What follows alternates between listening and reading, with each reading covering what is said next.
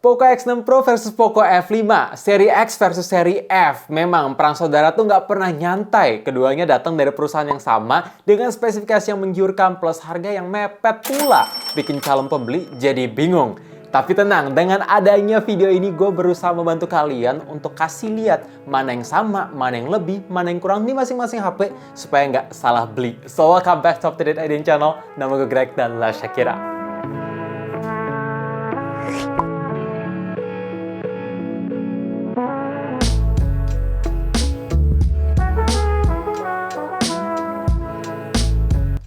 Dimensity 8300 Ultra versus Snapdragon 7 Plus Gen 2. Dua chipset terbaik di kelasnya dari MediaTek dan Snapdragon, mending yang mana? Oke, dalam segi arsitektur, keduanya udah pakai 4 nanometer yang efisien. Tapi dalam segi CPU clock dan GPU frekuensi, lebih kencang di Dimensity. Makanya ketika gua bandingin AnTuTu benchmark, ada selisih angka 300 ribuan. Ya tentu sih, ini ada faktor pendukung lainnya, kayak RAM udah pakai teknologi LPDDR5X yang lebih kencang ketimbang LPDDR5 biasa, dan storage-nya udah pakai UFS 4.0 ketimbang UFS 3.1 yang ada di Poco F5. Tapi kalau kalian tanya, Bang, apakah itu ngefek ke penggunaan setiap hari?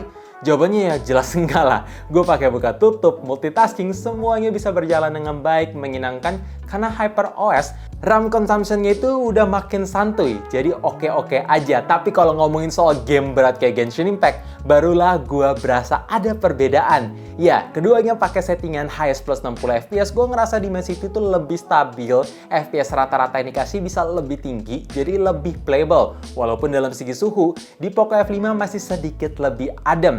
Dan ngomongin soal game yang lebih ringan kayak MLBB, keduanya bisa dapat grafik dan refresh rate ultra yang playable banget. Jadi kalau kalian tanya, Bang, berarti mending Dimensity dong? Jawabannya ya iya, tapi satu sisi kalau misalkan kalian suka pakai Yuzu emulator, Snapdragon masih lebih optimal ketimbang Dimensity. Jadi ya tinggal disesuaikan sama kebutuhan kalian.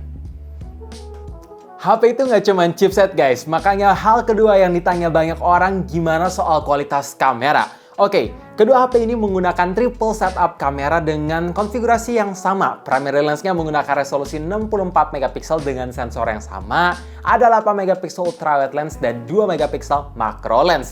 Tapi karena ada perbedaan chipset, tentu image signal processing-nya juga berbeda. Jadi, mana yang lebih bagus? Untuk hasil foto di kondisi daylight, menurut gue dalam segi karakteristik warna lebih mendekati asli natural di Poco X6 Pro. Ya, kontrasnya nggak berlebihan, saturasinya nggak berlebihan, jadi hasil foto itu nggak segonjreng kayak di Poco F5, walaupun dalam segi dynamic range dan detailnya sama-sama tajam. Sedangkan untuk hasil foto di kondisi low light, lagi-lagi gue lebih suka di Poco X6 Pro karena detailnya lebih tajam, highlightnya lebih bagus, kontrasnya lebih terang, dan grainnya lebih minim ketimbang di Poco F5 yang rada redup dan grainnya berasa banget. Tapi kalau ngomongin soal hasil foto night mode, barulah gue lebih senang di Poco F5 karena terlihat lebih natural, kontrasnya nggak berlebihan, hasil fotonya nggak terlihatan gonjreng, dan dalam segi detailnya pun lebih oke sih. Lebih konsisten night mode-nya di Poco F5 ketimbang di Poco X6 Pro. Oke, ini dia contoh video di kondisi daylight Poco X6 Pro dan Poco F5. Dalam segi dynamic range, keduanya sama-sama bagus. Cuma bedanya di warna Poco F5 itu lebih biru, lebih cold, sehingga kelihatan kurang natural. Sedangkan di X6 Pro lebih natural. Dan ditambah kalau misalkan gue record di resolusi 1080p 30fps, ini gue bisa pindah ke lensa ultrawide di X6. Sedangkan F5 gak bisa. Perpindahannya cukup mulus sih, nice. Dan ini adalah contoh video quality di low light. Gue surprise sih, highlightnya Poco X6 Pro itu lebih bagus ketimbang di F5. Dalam segi detail, keduanya sama-sama tajam, tapi gue ngerasa di X6 Pro lagi-lagi ada extra software sharpening. Soal kestabilan gimana guys, coba kalian lihat. Dan untuk kualitas audionya, komen juga karena ini gue lagi di samping jalan. Tapi yang gue bilang sih memang di Poco F5 tuh berasa ada jitternya sedikit. Dan ini adalah contoh video kamera depan. Wah, gue suka banget sih. Di X6 Pro itu ada fitur HDR. Tadi seperti yang bisa kalian lihat. Jadi ketika gue nge-record menghadap langit kayak gini, ya langit-langitnya lebih kelihatan. Walaupun dalam segi skin tone, gue lebih prefer di Poco F5 ya. Lebih mendekati asli.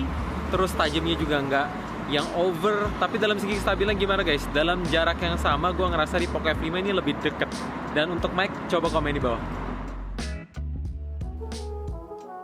Desain layar kedua HP ini sama persis, bagian bawah dagunya udah tipis yang nyaris kelihatan simetris. Tapi dalam segi user experience jelas berbeda. Gue ngerasa Poco X6 Pro itu lebih bagus karena punya resolusi layar yang lebih tajam, lebih tinggi, brightness-nya lebih cerah, jadi dipakai di kondisi outdoor itu lebih ngangkat. Touch sampling rate-nya lebih tinggi, ya walaupun memang kedua HP ini tuh nggak ada touch delay issue ataupun multi-touch issue, tapi kalau misalkan kalian tanya, Bang, emang touch sampling tinggi itu gunanya buat apa? Ya bikin layar tuh setiap kali kalian sentuh jauh lebih responsif. Istilahnya kalau kalian toel orang, ya orangnya langsung cepet lihat nengok ke kalian. Kayak gitu. Dan ngomongin soal karakteristik warna jelas berbeda. Gue pasang video yang sama. Dalam segi color scheme-nya pun juga udah beda sih. Di Poco X6 Pro ada pilihan original color pro di mana warna yang dihasilkan menurut gua lebih kalem, lebih kelihatan natural, biru dan hijaunya nggak selebay kayak di Poco F5. Oh ya, untuk warna layarnya juga beda sih. Di Poco F5 tuh lebih biru, lebih cold, sedangkan untuk di Poco X6 Pro lebih warm. Dan kita bahas yang sama-sama untuk always on display.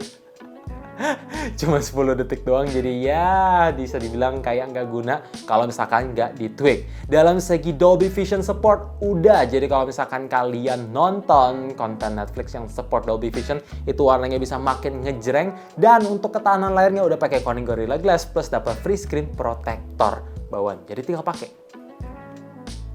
Baterai boleh sama, tapi kalau misalkan spesifikasi beda, ya tentu hasilnya juga bisa beda. Ya, gue udah pakai kedua HP ini dengan aplikasi, kondisi, koneksi yang sama, hasilnya beda. Poco F5 sedikit lebih awet ketimbang di Poco X6 Pro. Jadi optimalisasinya ya lebih baik di Snapdragon. Tapi kalau misalkan kita bahas soal charging, walaupun sama-sama 67 Watt mid turbo charge, apakah ada perbedaan, Bang? Jawabannya ya ada. Gue udah ngecharge kedua HP ini dari posisi angka yang sama 5 ke 100% dalam keadaan airplane mode dan dibiarin ngecharge. Poco F5 lagi-lagi bisa lebih kencang makan waktu 46 menit, sedangkan Poco X6 Pro makan waktu 51 menit. Dan FYI, kedua HP ini masih ngasih brick charger 67 wattnya. Fitur di kedua HP ini kebanyakan sama persis sih. Iya, udah ada NFC, IR Blaster, haptic vibration-nya JAWS, speaker stereo, koneksi dual 5G plus Wi-Fi 6, dan expansion ada 2 slot tanpa micro SD. Tapi ada dua hal yang bikin Poco X6 Pro itu jauh lebih unggul ketimbang Poco F5, yaitu fingerprint-nya udah ada di dalam layar plus ada teknologi heart rate monitor sensor. Dan kedua, NFC-nya support Mi Beam, dimana kalau misalkan kalian pengen transfer file, link, ataupun video, bisa dempetin aja ke sesama HP yang support. Sayangnya sih Poco F5 enggak, tapi satu sisi, Poco F5 punya fitur yang kebanyakan orang sampai zaman sekarang tuh butuh, yaitu tersedianya port jack 3.5 yang bikin user atau pengguna HP ini tuh nggak ngerasain delaynya TWS ketika dipakai nonton ataupun main game. Jadi memang fitur-fiturnya itu saling melengkapi, tapi emang ada ya satu orang pakai HP yang berbeda serinya tapi dari brand yang sama. Kalau misalkan ada, coba lihat like-nya. Ya, like video ini. Bang, emangnya body di Poco F5 itu lebih kopong ya ketimbang di Poco X6 Pro? Jawabannya ya gua nggak tahu, karena gini guys, untuk warna kuning di Poco X6 Pro menggunakan bahan material vegan leather, dimana itu ada lapisan tambahan nggak polos kayak di Poco F5.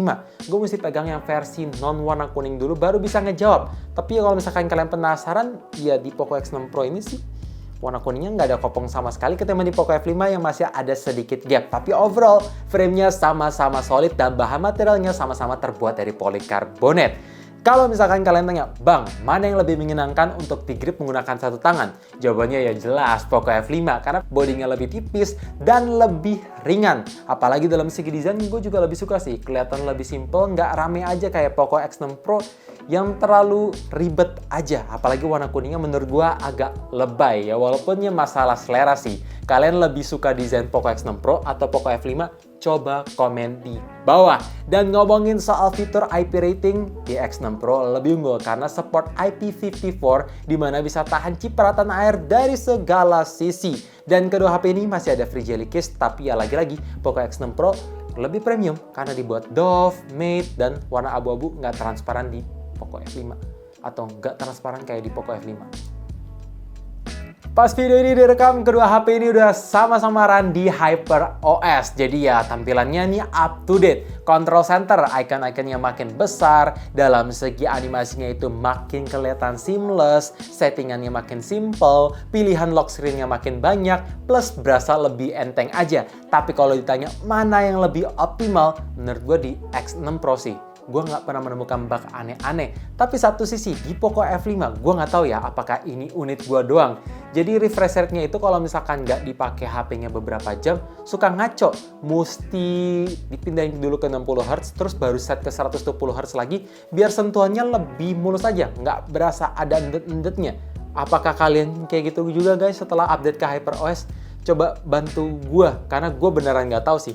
Udah sering banget ngalamin 4 kali. Tapi dalam segi software update, keduanya bisa gue bilang oke lah ada kemajuan. Di Poco X6 Pro udah dapat di update security patch bulan Januari, sedangkan di Poco F5 total dari awal launching udah terima 6 kali update sampai ke HyperOS.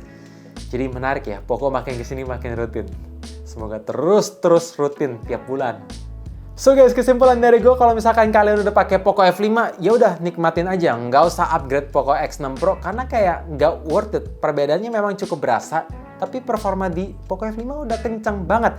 Kecuali kalau misalkan kalian belum beli di antara kedua HP ini dan bingung mau beli yang mana, seperti biasa, gue akan kasih tunjuk 5 kelebihan masing-masing di HP supaya bisa membuat kalian lebih gampang milihnya. Tapi kalau misalkan kalian tanya ke gue, Bang, lu sendiri akan pilih yang mana? Jawabannya ya jelas, Poco X6 Pro karena berasa lebih all-rounder dan gue nggak pakai Yuzu emulator. Jadi ya ini lebih perfect aja, secara kameranya pun juga lebih bagus. Tapi kalian sendiri tim Poco X6 Pro atau tim Poco F5? Coba komen di bawah lagi-lagi beserta alasannya juga supaya yang lain bisa kebantu. Dan kalau misalkan kalian ngerasa video ini bermanfaat, boleh bantu like, share ke teman-teman, keluarga semuanya, sekaligus subscribe buat kalian yang subscribe supaya tahun ini kita bisa mencapai 400.000 subscriber guys.